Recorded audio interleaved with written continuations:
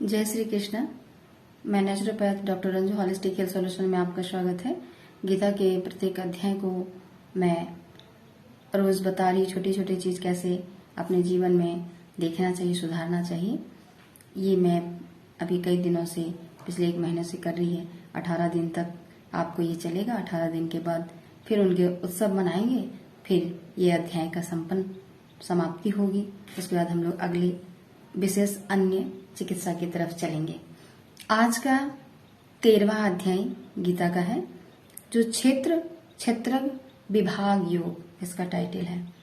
अब क्षेत्रज्ञ विभाग योग क्या है? क्षेत्र मीन्स शरीर, क्षेत्रज्ञ मीन्स शरीर को जानने वाला, विभाग योग जो इन सब के विभाग को अच्छे से योग पूर्वक जानता है, उसी को क्षेत्रज्ञ विभाग योग कहा जाता है। इसमें कृष्ण भगवान पूरे अच्छे तरीके से कंफर्म और डिक्लेयर कर देते हैं कि ये शरीर, स्थूल देही पिंड और महापिंड का जो रिलेशन है, ये सब का कारण मैं हूं और मेरे से ही हो रहा है। ये सब को मुझ में ही मान। ये बात उन्होंने अपनी बहुत सारी बातों से स्पष्ट कर चुके हैं। तो उन्होंने इस अध्याय में कहते हैं, अध्याय के मुख्य बिंदु हैं ज्ञान सहित क्षेत्रज्ञ का विषय। ज्ञान सहित क्षेत्रज्ञ का विषय, इसमें कह रहे हैं कि क्षेत्र क्या है?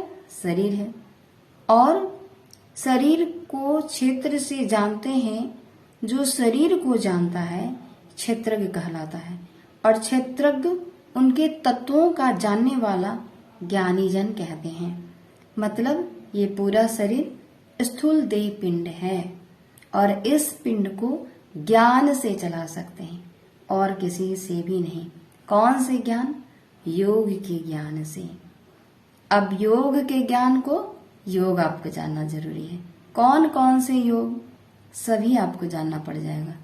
अब कोई कहेगा कि योग के बिना हम जीवन जी लेंगे, संभव नहीं। हर चीज में योग और संयोग है। आहार में भी युक्ति संगत योग, संयोग, विरुद्ध नहीं, संयुक्त योग, वो हमारे लिए पिंड और क्षेत्र के लिए लाभदायी होता है। तो ये बातें इसमें कही गई है। अब ये शरीर तत्व से बना है, तत्व को जान, तत्व को चला, तत्व के अनुसार भोजन कर, तत्व के अनुसार प्रत्येक अवस्था को जीना है, अपने वातावरण पर्यावरण को तत्व के अनुसार निर्धारण करना है और तत्व के अनुसार चलाना है। आपको नहीं पता तो आप नहीं चला सकते हैं। ये बातें पूरा इस पॉइंट में डिक्लेयर कर दिया गया है। और लास्ट में ये कहा गया है, शरीर स्थूल देह पिंड है और इसको चलाने के लिए ज्ञान जरूरी है, बिना ज्ञान के नहीं हो सकता है। ये बातें कही गई हैं। अब अगर आपको पता है कि मेरे शरीर में डायबिटीज है, तो पैंक्रियाज का क्या फंक्शन है, कैसे डिपॉजिट कर रहा है शुगर को, उसको कैसे ब्रेकआउट किया जाए, उसको ब्रेकआउट करने के लिए कौन सा डाइट लिया जाए, हमारे रहन सहन कैसा हो, कौन सा धारणीय अधारणीय वेग को हमें मानना है, ये जानना जरूरी है। ये सब ज्ञान के अंतर्गत आता है। ऐसा नहीं कि आपको डॉक्टर बता देंगे, डॉक्टर बता दिए आप परहेज करें, पर परहेज में क्या करना है ये आपको जानना है। एक बार उन्होंने गाइड किया और आपको उसको इतनी ज्ञान रखनी है कि खुद को संचालन कर पाए। और आज कारण यही है कि रोग का निवारण होने में तकलीफ हो रहा है। डॉक्टर बोल दिए केला नहीं खाना है, आप आके घर में केला नहीं खाने लगे। डॉक्टर उन व्यक्ति को बोले होंगे जो बहुत केला खा ले रहे हैं और बैठे रह जा रहे हैं, वैसे व्यक्ति को बिल्कुल नहीं। हर चीज की मात्रा होती है। अति सर्वत्र वर्जित। किसी भी चीज में अति होता है तो वर्जित करना पड़ता है। तो आज के रोगी हर चीज में अति कर चुके हैं, तो उनका रोग कहाँ से खत्म होगा? यही बातें बताते हैं। इसके लिए ज्ञान जरूरी है। अब दूसरे पॉइंट में कहते हैं ज्ञान सहित प्रकृति पुरुष का विषय। अब यहाँ तो पूरा ही डिक्लेयर हो गया है कि ज्ञान में कौन कौन सा ज्ञान है। अब आप देखिए कौन कौन सा ज्ञान है। कहते हैं 5 भूत, अहंकार, बुद्धि, मूल प्रकृति, 10 इंद्रियां, 1 मन, 5 इंद्रियां के विषय, शब्द, स्पर्श, रूप, रस, गंध।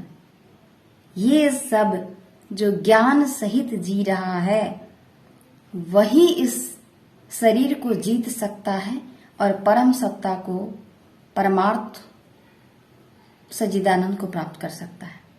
क्योंकि जो इसको जानेगा वही जिएगा, और जो इसको जिएगा वो सत्वगुणी होगा, और जो सत्वगुणी होगा वो अमरता को प्राप्त होंगे। उनके लिए लेवल अलग है।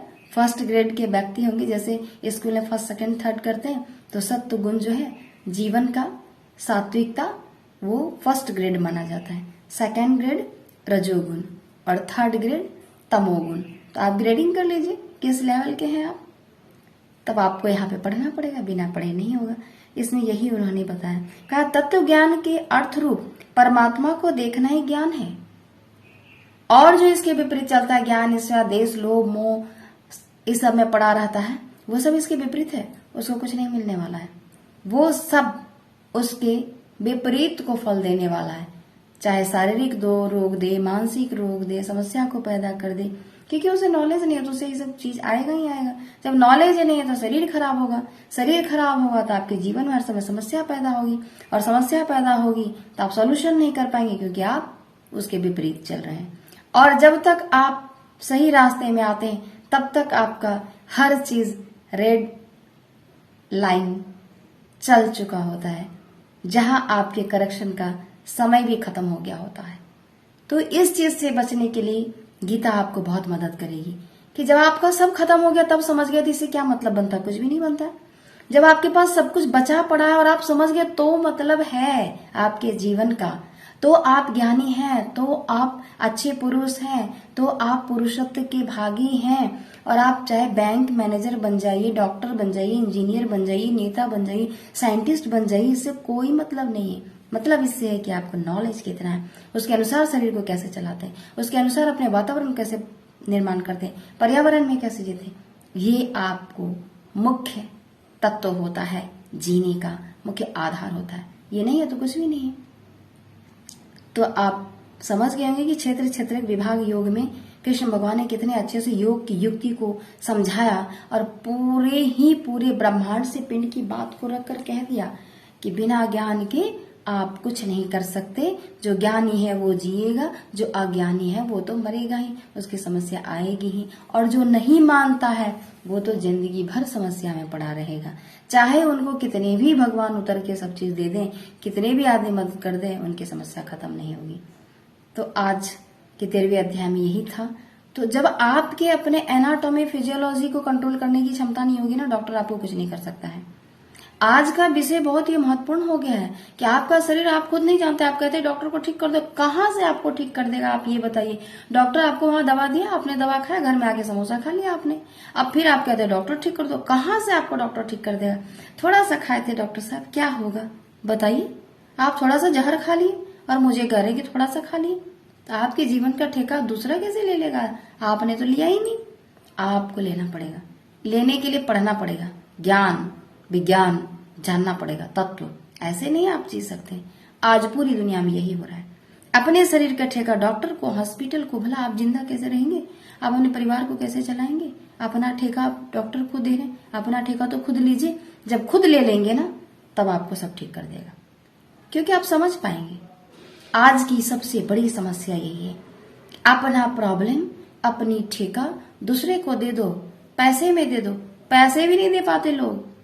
हम तो ये भी देखते हैं कि दवा खाने के लिए लोगों को पैसे नहीं होते हैं, और लोग कहते हैं कि मैं बहुत बड़ा आदमी हूं, मैं बहुत पैसे वाला हूं।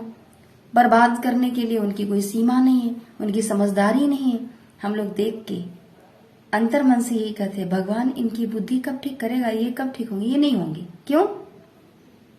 क्योंकि उनकी तो मूढ़ता, उन अज्ञानता की तरफ जा रही है। इन्हें कौन समझाएगा, समझाने वाला खत्म हो जाएगा, पर ये नहीं समझ सकते। तो आज यही सबसे बड़ा प्रॉब्लम है। रोग नहीं बढ़ रहा, आपकी अज्ञानता इतनी बढ़ चुकी है ना कि रोग कंट्रोल नहीं हो रहा है। कितनी बड़ी हॉस्पिटल खुल जाए, डॉक्टर विशेषज्ञ बन के, साइंटिस्ट बन के बैठ जाए, आपके शरीर का रोग खत्म नहीं होगा। आपकी जो मानसिक दशा की तैयारी हो चुकी है, जिसमें आप जी रहे हैं, उसमें हॉस्पिटल, चिकित्सा, चिकित्सक, व्यवस्थाएं सब फेल होने वाली है आगे। क्यों? क्योंकि ओ ठेकेदारों ले लो मेरी ठेका, इतने मेरे दाम है, इस दाम में तुम मुझे ठीक कर दो। यही बात है। आशा करती हूँ कि आप समझ गए होंगे मैं आपको क्या कह रही हूँ।